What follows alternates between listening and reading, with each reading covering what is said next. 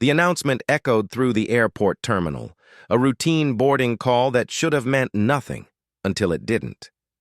Two young girls stood frozen at the gate, clutching their boarding passes as if holding proof they belonged there. Around them, passengers streamed onto the plane without hesitation. But when it was their turn, the agent's smile dissolved into a tight line, her hand rising like a stop sign, a quiet refusal, a glance at their skin. And then, the cold, bureaucratic words, "You're not cleared to board." What happened in the next 10 minutes would ripple far beyond Gate C-22, bringing the airline to its knees. Naomi and Nia weren't used to this kind of attention.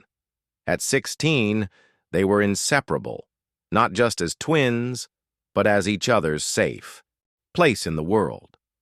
Growing up in an affluent neighborhood, their lives were a careful balance, excelling at school, playing varsity sports, and staying grounded in a world that often judged them before knowing them. This trip was supposed to be the reward for all that effort.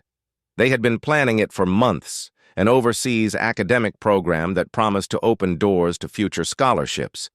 Their father had been the proudest of all, personally arranging every detail so they'd be comfortable and safe. He'd insisted on business class tickets not out of luxury, but because he knew the girls would be traveling alone for the first time. The airport buzzed that morning, all glass and steel reflecting, an endless churn of motion. Naomi had been filming snippets for a school vlog while Nia sipped hot chocolate, their carry-ons neatly stacked by their side. The boarding passes were ready. Their passports had been checked twice. When their boarding group was finally called, they approached the gate with the easy excitement of travelers who belong. The agent scanned Naomi's pass. Beep. Then Nia's. Beep. But something changed. The agent's fingers paused mid-motion, eyes narrowing in a way that felt colder than the air-conditioned terminal. A second agent appeared, then a whispered, "Exchange." The twins exchanged glances, unease creeping in. They were asked to step aside. Passengers behind them shuffled impatiently, slipping past into the jet bridge. The sisters stood there, luggage in hand, as if they had suddenly become invisible. They didn't know it yet, but the real trip, the one that would test them, was about to begin. The explanation came in pieces, like someone tearing paper. First, the boarding agent claimed their tickets weren't valid, despite the visible seat numbers printed in bold. Then it shifted to a security mismatch, vague enough to mean anything. When Naomi asked if there had been a system error, she was met with a slow shake of the head, the kind that suggested this isn't about the system. It's about you. Passengers glanced over their shoulders, some curious, others clearly annoyed at the delay. One woman frowned in sympathy, but no one intervened. The twins felt the weight of every stare, the same heavy awareness they'd felt walking into a store where the clerk trailed them or being the only black students in an advanced placement class where teachers asked to see their homework twice. The gate area began to thin as final boarding was called for the other passengers. An airline supervisor arrived, crisp suit and tighter expression. Without looking them in the eye, he repeated the verdict: "You will not be boarding this flight." It was the phrasing that hit hardest, not cannot, but will not. There was a choice here, and it wasn't theirs. Nia felt her chest tightening, not from fear, but from the sharp humiliation.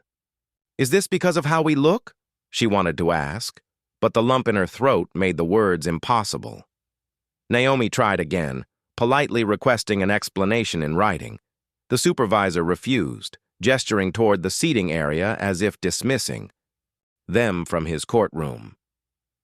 A final group of passengers slipped through the gate. The jet bridge door closed with a metallic thud that sounded almost triumphant. And then, the sting of finality.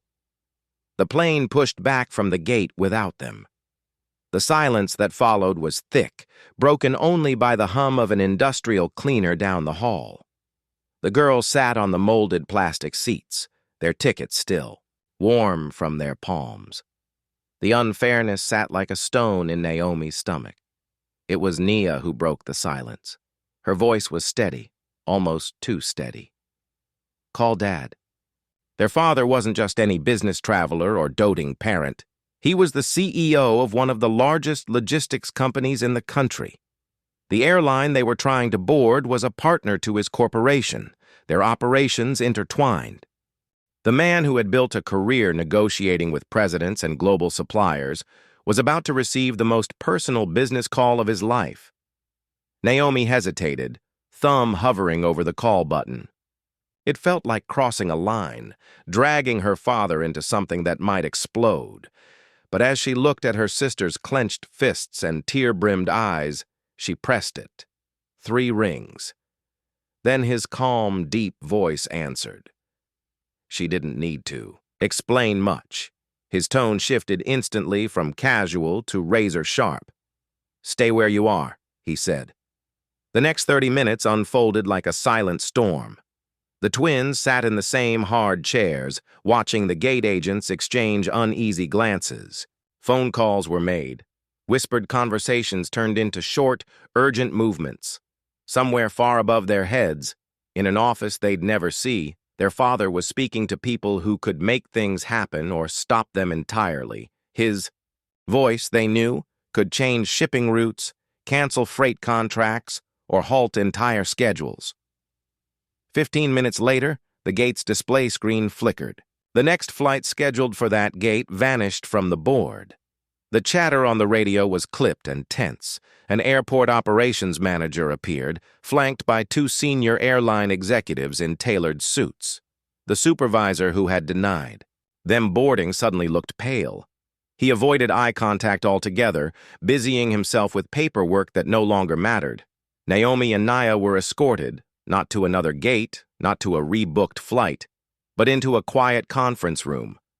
There, an airline executive apologized in a voice so carefully measured it sounded rehearsed.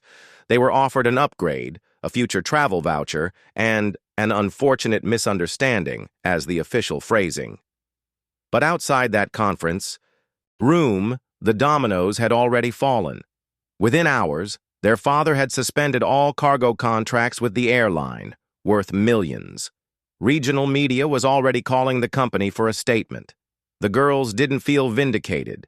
They felt, hollow, as if they had been pulled into a storm they hadn't asked to weather. They would still make their trip on a different airline, but the sting of that moment at Gate C-22 would follow them. The damage was done, not just to a partnership, but to something far deeper. News of the incident spread quickly, framed, in headlines that were part outrage, part disbelief. CEO pulls airline contracts after daughters denied boarding. Social media picked it up, with people debating whether it was a misunderstanding, systemic racism, or a mix of both. For Naomi and Nia, the online noise felt distant. They replayed the moment at the gate over and over. The way the agent's eyes shifted, the deliberate pause before telling them they couldn't board. There had been no shouting, no overt slurs, just the quiet exclusion that felt almost worse. They thought about the passengers who had watched and said nothing, about how often moments like theirs happened to people without the power to make phones ring in corporate boardrooms. Their father told them later, "This wasn't just about you. It's about making sure it doesn't happen to someone who can't. Call me." And in that, they found a strange sense of purpose. Weeks later, they were back at school, friends asking about their trip, the headlines mostly forgotten by the news cycle. But Naomi noticed something had shifted in both of them. They had seen the machinery of discrimination up close, and they couldn't unsee it. Sometimes, late at night, she'd wonder, if their father hadn't been who he was, where would they be now? Sitting in that terminal still, their flight gone, their story unheard. The truth was simple, and it was heavy. Their experience wasn't rare. What was rare was the power to fight it in real time. And so, the question that lingered was one they couldn't answer alone. How many stories like, "Theirs end without justice simply because no one is listening"?